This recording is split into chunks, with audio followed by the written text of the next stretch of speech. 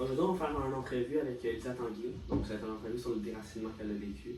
Donc, elle est partie 1 an en Russie avec des connaissances bof du russe. Elle avait quelques cours, oui, mais c'était des cours plus pratiques avec genre de l'écriture puis des textes. Fait qu'elle connaissait pas vraiment genre les slangs, on va dire, ça va même.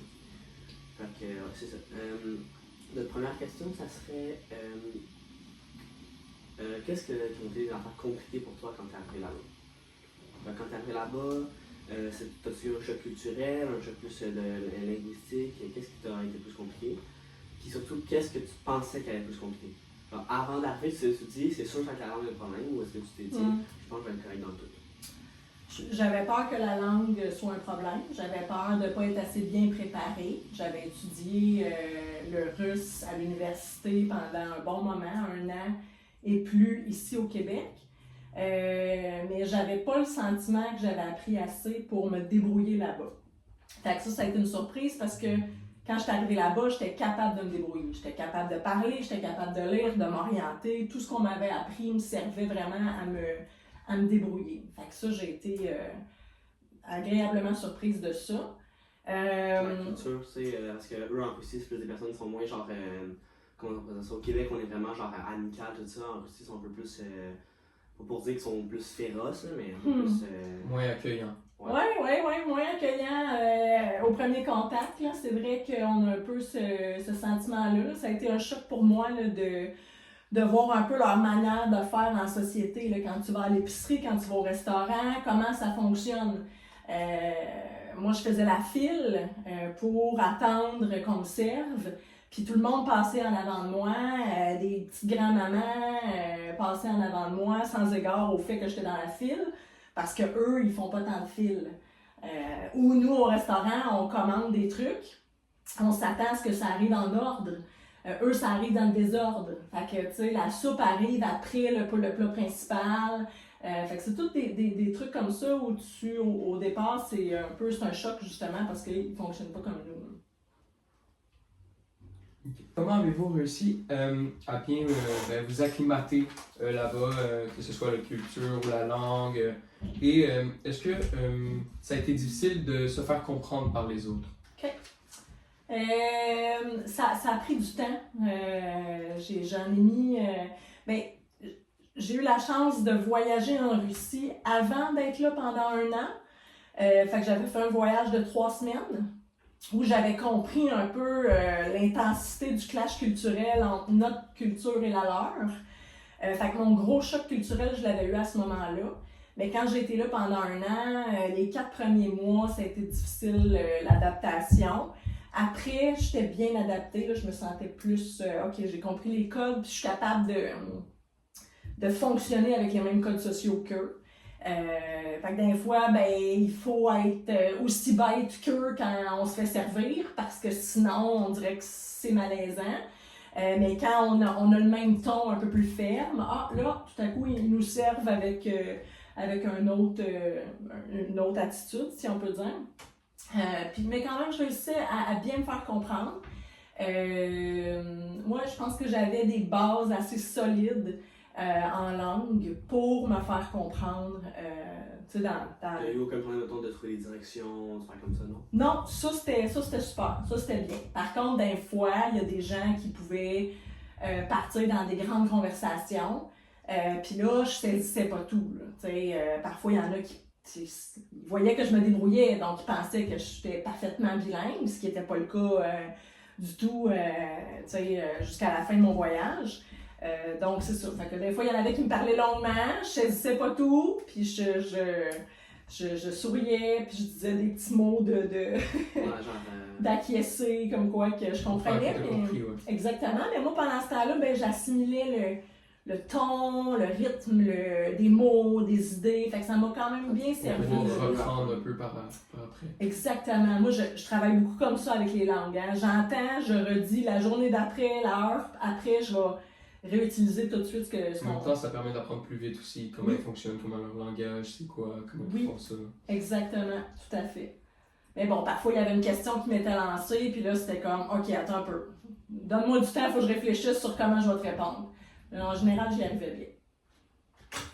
Ensuite, qu'est-ce qui t'a manqué du Québec? Ta famille, notre Oui, culture, la oui. nourriture? Non, ma famille, c'est sûr, c'est sûr. Moi, je suis très proche de ma famille, je suis proche de mes amis. J'avais un nouvel amoureux que je venais tout juste de rencontrer, qui est ton père, mon enfant. Fait que je m'ennuyais de mon monde, ça, c'est certain. Ouais, sinon, ben c'est ça, tu sais, un peu dans les modes de fonctionnement, là, tu sais, comment on se comporte en société, tu sais, on a plus de Politesse. politesse au Québec, au Canada. On est plus poli, on est plus formel, plus avenant là-bas, tu sais. C'est un peu surprenant parfois comment les gens peuvent être bêtes, mais du moment que tu as compris qu'ils sont pas bêtes, C'est leur manière d'être. c'est ça, exactement.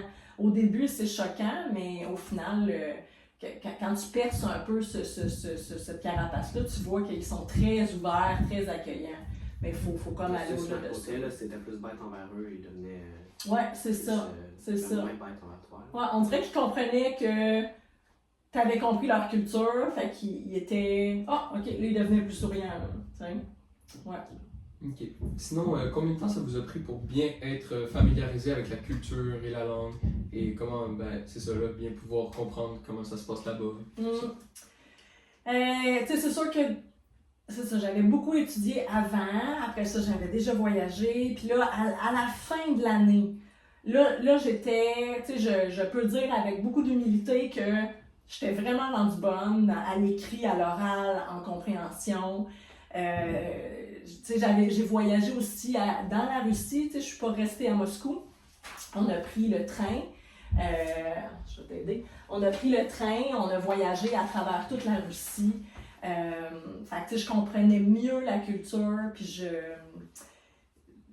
sais, au départ, quand tu as un choc culturel, ben, il y a une résistance, fait qu'on dirait que tu trouves qu'ils sont barbares, mais à la fin, ben, tu l'aimes cette culture-là, tu baignes dedans, tu la comprends, puis... C'est sûr qu'à force de passer le temps là-bas, c'est plus facile de comprendre les gens et tout ça. C'est ça, puis il y a des choses au niveau de la culture, les Russes sont très, très, très... l'art est très important en Russie. À Moscou, il y a des musées incroyables, il y a des galeries d'art. Puis moi, ça, je me suis beaucoup abreuvée de ce type de culture-là. Fait que ça, c'était génial. Ça me manque. Ça m'a manqué.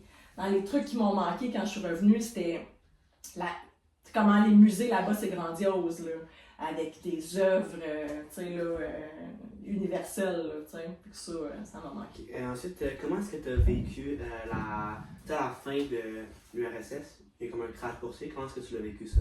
Ouais.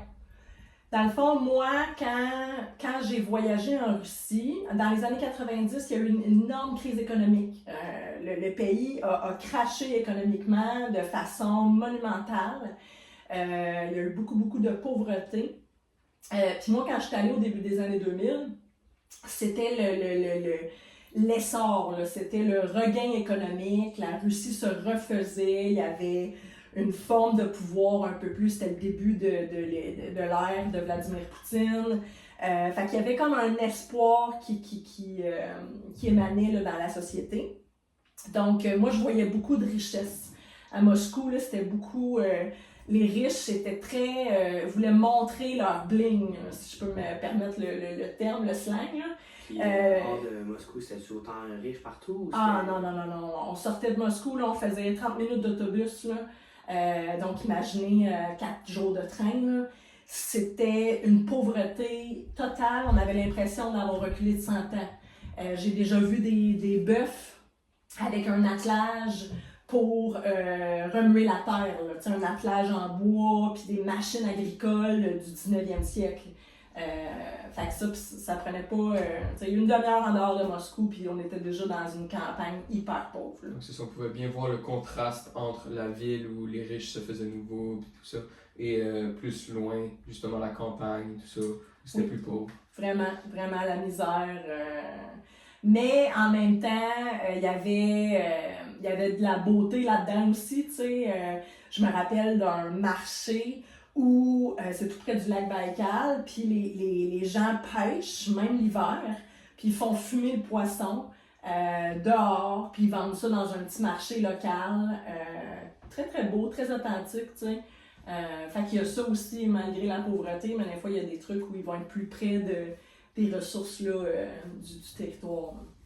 Et sinon, pour le retour au Québec, est-ce que vous avez senti un peu une impression de déracinement vis-à-vis de la Russie quand vous avez quitté la Russie justement pour revenir au Québec?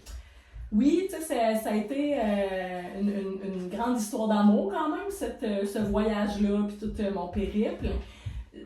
Je savais que c'était pas la dernière fois que j'y allais, j'avais de bon espoir d'y retourner, mais il y a des trucs qui m'ont manqué, tu sais, j'ai parlé des musées, mais il y a beaucoup, les Russes, ils sont beaucoup dans la bouffe de rue, là, tu sais, nous on a les food trucks un peu qui commencent à être populaires, mais là-bas ça existe depuis 1000 ans, là, tu sais, puis bon, peut-être pas 1000 ans.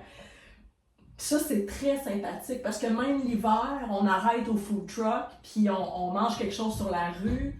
Les Russes, l'hiver, ils prennent un verre dehors dans la ville, ils mangent de la crème glacée dehors. Fait que tout ça, ça me manquait, ce petit côté-là où on vit dehors beaucoup, beaucoup.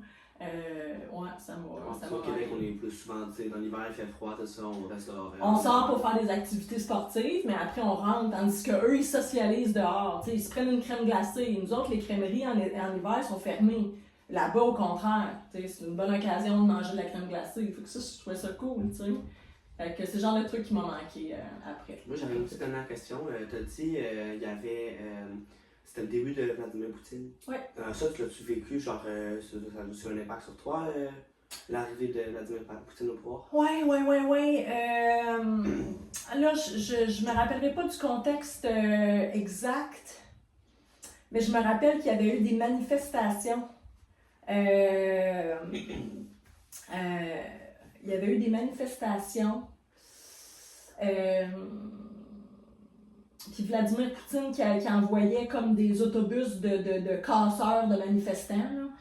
Ça, je me rappelle de ça parce que j'avais des amis qui étudiaient en journalisme, donc des étudiants étrangers qui étudiaient à Moscou parce qu'ils voulaient faire du journalisme international, d'être un peu comme correspondant international. Puis eux avaient couvert ça dans le cadre de leur cours universitaire. Fait que ça, je me rappelle de ça. Puis c'était la guerre aussi. Vladimir Poutine, quand il est arrivé au pouvoir, il a tout de suite fait la guerre avec la Tchétchénie. Donc ici, les gens étaient inquiets pour moi. Ma tante, tes tantes étaient inquiètes que « Ah, mais là, tu t'en vas, la guerre, tu sais, mais Moscou puis la Tchétchénie, c'est pas à côté, là, mais... ouais, fait qu'il y avait de l'inquiétude par rapport à ça, notamment. Là. Ouais. Ok, ben merci beaucoup de nous avoir fait part de votre expérience pour justement un peu déracinement pour aller en Russie pour étudier pendant un an. Ça nous a montré les différences culturelles, tout ça, un peu comment c'était. Donc merci beaucoup pour ça. Plaisir!